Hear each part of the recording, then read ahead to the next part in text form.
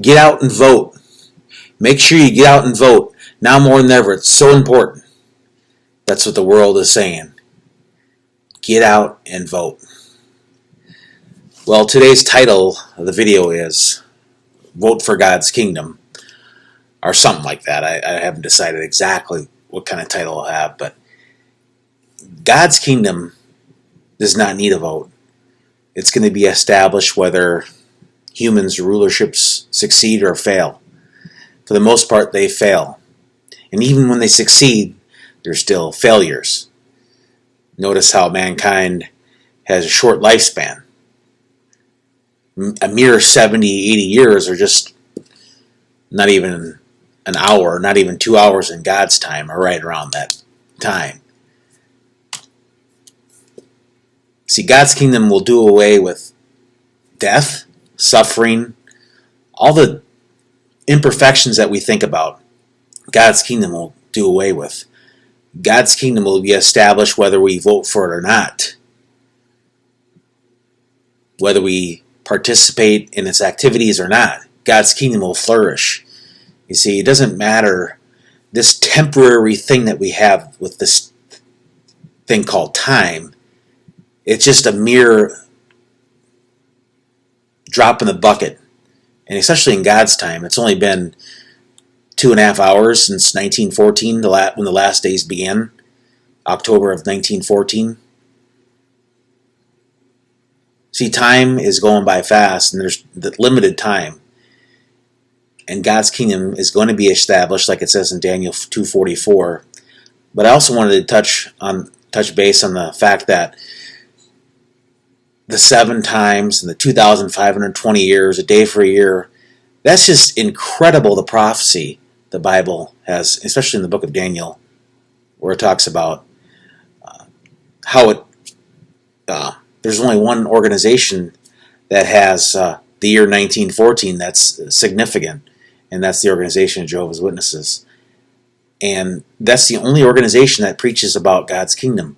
What does God's kingdom really mean? It really means that mankind, this imperfect state that we're in, this terrible imperfect state that we're in, it's all going to go away. God's kingdom will be established, and it's going to be established soon. When? Well, we'll find out. It's going to be very soon, though, that God's kingdom will take place. It will take over human rulership. And, that's pretty much it, what I wanted to touch base on and talk about.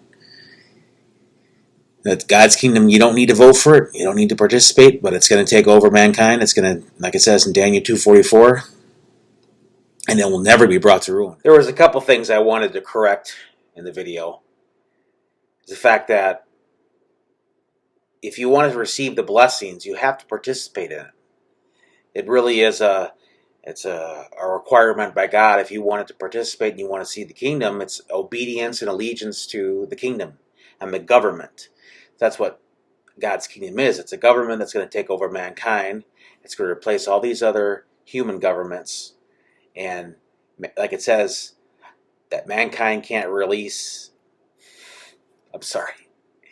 Mankind, well, maybe can't release also, but mankind cannot direct its step. I don't know why he said release, but anyway, mankind cannot direct its step. It says in the Bible.